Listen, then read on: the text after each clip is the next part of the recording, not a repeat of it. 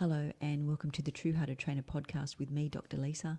I'm a veterinarian and I'm also a Delta accredited professional dog trainer. And this is episode 10 and I've simply called it True Hearted Training. I initially intended to do a podcast on unravelling the 4 quadrants of training, which is quite a complex thing to do. And the more I started to prepare that podcast, the more I started to realise some other things. And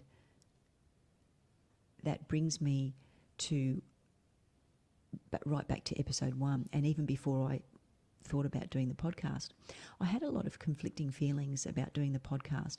One, because I'm a veterinarian, so of course I need to follow the science. But number 2 was really the shift that I have and the message that I truly want to try to give not just everyday dog owners but also dog trainers across the world. And what led me to having these conflicts, the conflict of feelings that I was having before I started the podcast, I saw a video and I can't remember what the title is. I've put it in the description for you anyway, you can have a look at it. But the video itself was from a dog trainer in Rhode Island, and he specialises in aggressive dogs and rehabilitation. So of course you can guess that this person doesn't have any qualifications, not certified, and has been using punishment techniques for many years. Is that likely to change? No, from his perspective. And he makes a great case as to why you should be punishing dogs and using prong collars and using e-collars and using intimidation. Now, when I first watched the video, he made a really great case. And anybody that doesn't have the information that I've already gleaned from just years of being a veterinarian and also my experience in studying to be a professional dog trainer with Delta, would see that makes perfect sense to them. And that was the conflict, because for me, he was saying that no positive trainer will ever be using just positive reinforcement. They're lying to you, and they are starting the relationship with dog owners to train their dogs on a lie. And this was really conflicting for me, because I thought back, and my commitment first is to positive reinforcement training. And I think anybody that truly needs to make, in my case, to truly believe in what I was doing, I needed to see that video, because it just really reinforced for me where my heart truly lies with dog training, and that is to be a positive reinforcement trainer. And I can talk about all of the science and all of the evidence that says positive reinforcement training is the most humane method, and the science is telling us that dogs learn more in an environment where we're rewarding them and making the environment pleasant for them. But do we really need science to tell us that? Now, of course, I'm not saying that we shouldn't have the science, but for me, it was like, despite the science, even if there wasn't any science to support that, for me, it would be an absolute given that we don't need to intimidate our dogs, that we don't need to punish them, that we don't need to put prong collars, shock collars, take their choice away from them. To me, that is where my heart firmly just sat. You make a great case, but when I think about it, there isn't a good enough reason to be punishing your dogs, any dog, in a situation like that, in any situation. So that was a conflict for me, and I would probably be really interested to see out there how many positive reinforcement trainers I know have had a similar moment, and whether dog owners, just everyday dog owners that might be watching this video, might be thinking, well, look, what they're saying to me is making sense.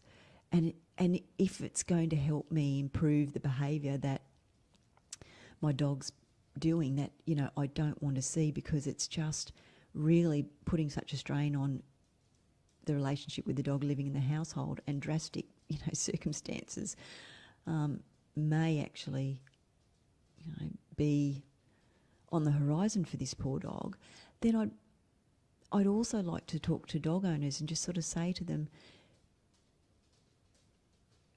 ask yourself when you first decided that you wanted to get a dog or a puppy, and how you were feeling, and all of the plans that you made at that time.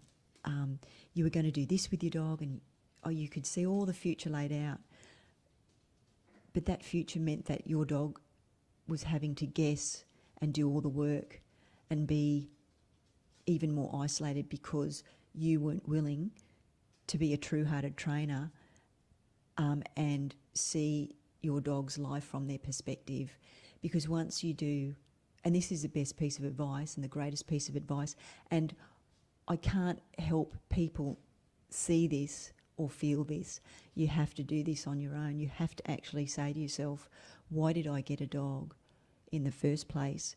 Think about that first moment, that decision that you made when you wanted to get a dog or a puppy for the first time, and the joy that you felt from that decision. And I want you to compare that situation with what your situation may be right now. And ask yourself, did you put in place all the plans that you were wanting to do with your dog and have a wonderful life with your dog that you sort of pictured? Now,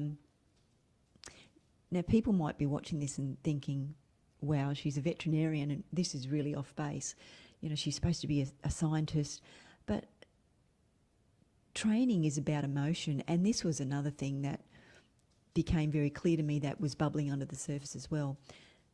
A comment somebody made, you know, a learned colleague made a comment about how the dog training industry and dog trainers, they are just not seeing the connection between behaviour and training. And this was something that I was conflicted with as well, because they're absolutely intertwined and dependent on each other. One influences the other. And so this was also another thing that came to the surface, because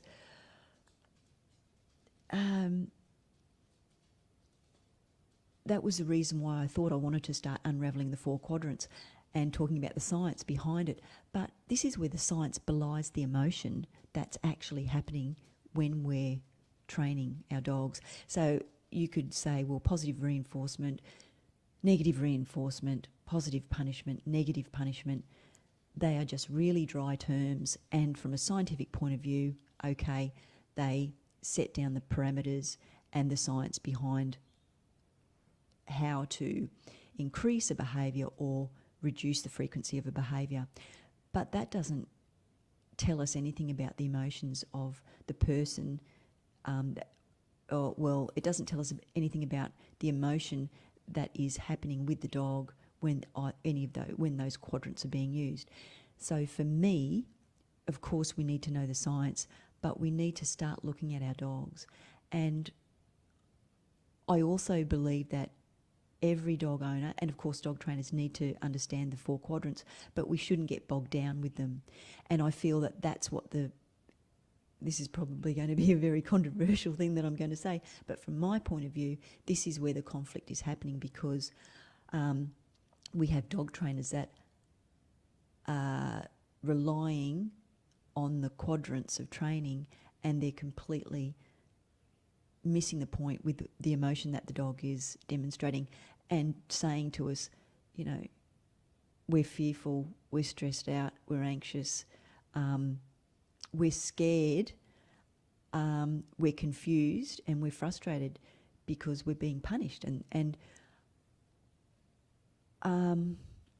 So that's where, for me, the emotion belies, the science belies the emotion, And we need to look at the training quadrants and the emotional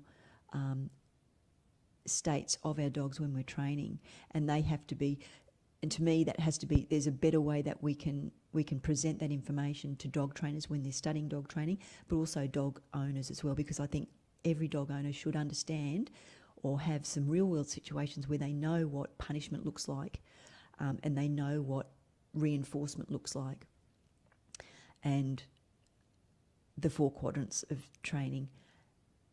But it's crucial that they understand that, so they know when they are going into those other quadrants, and then they can safely come back to positive reinforcement. But then this is the other thing that video raised that I was talking about, that all positive reinforcement trainers are lying. You know, do positive, from my point of view as a positive reinforcement trainer, I want to be in a situation when I'm teaching owners, dog owners and trainers, if that's who is also watching this video, and hopefully, you know, I'm getting a message to you as well. But understanding that if your first commitment is to reward the dog, make a pleasant experience for the dog in everyday situations, then that is your intention of how you're going to train. And I've talked about that in the episodes, and previous episodes, and I know where my intentions lie, and my intentions lie with first making the choice to understand what that dog is feeling in that situation, empathise with the dog, and then that is going to help you, the dog owner, and the dog trainer to improve their skills by being able to understand and empathise with the very living, breathing, pain-feeling creature that they're wanting to train. And that's probably the message that I want to put across with this podcast. It probably just stemming from my personal conflict of all the information that I'm seeing that is still being espoused by trainers who use punishment, and also just everyday dog owners that are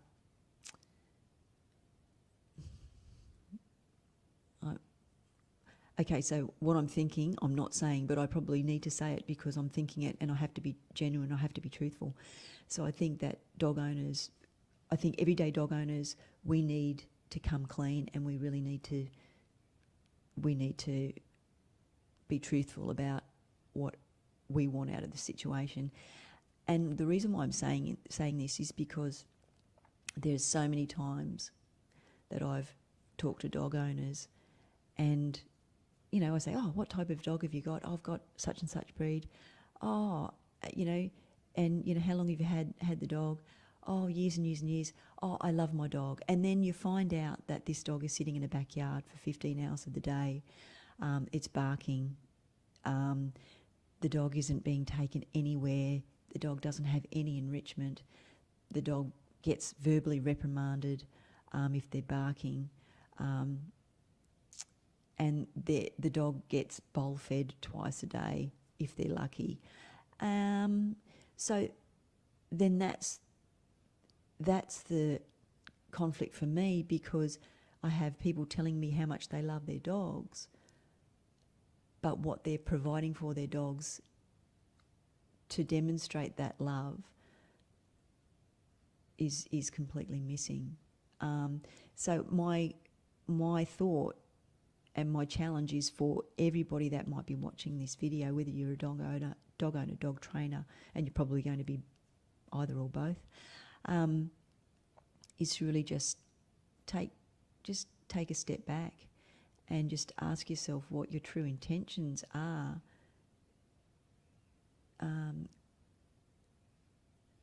With respect to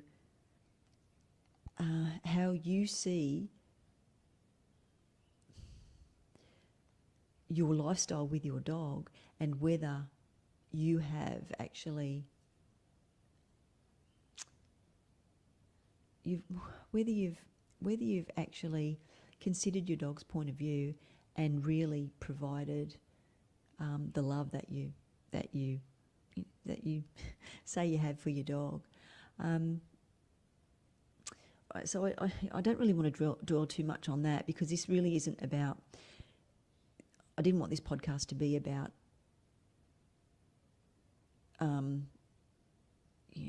telling people what I think they should be doing. I think deep down people know what the right thing is, and dog trainers know what the right thing is, and it's not about calling yourself a balanced trainer so you can hide the fact that you punish dogs. It's not about owners saying that, you know, they need a quick fix because, you know, they've finally, you know, had a complaint from the council about their barking dog, yet for the 8 or 9 years that they've had their dogs, they haven't been out for walks, they haven't given them enrichment, they haven't done anything apart from just reprimand the dog, or even provide a basic framework and consistency for the dog. So I'm not here to convince you that you shouldn't be intimidating your dog, punishing your dog, wanting a quick fix, not having to put the work in yourself, not understanding that there is a two-way partnership between you and your dog. I'm not here to tell you all that.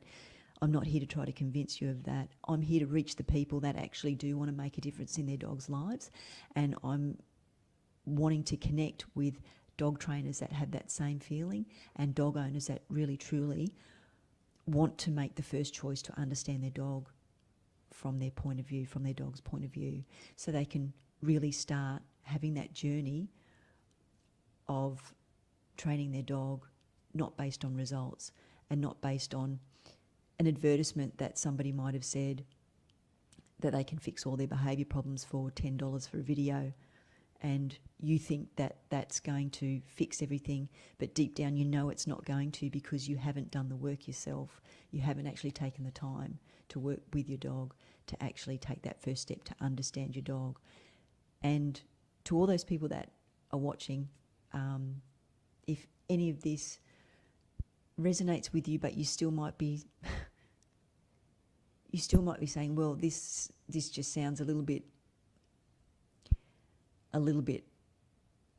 off the wall for me, just take time to think about it, and you might come back to this video in another week, in another couple of weeks, and then you might actually start opening yourself up, because that was one of the things that I also have on my website is a quote by Dr. Robert Sapolsky, which is, an open mind is a prerequisite to an open heart.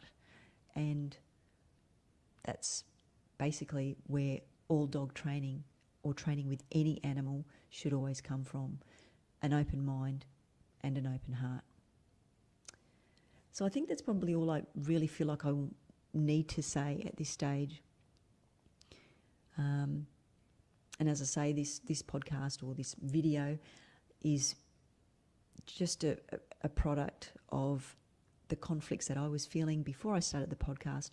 And I must admit, I have looked over the previous videos that I've done, and whilst the information and the science is there, to me it's not reflecting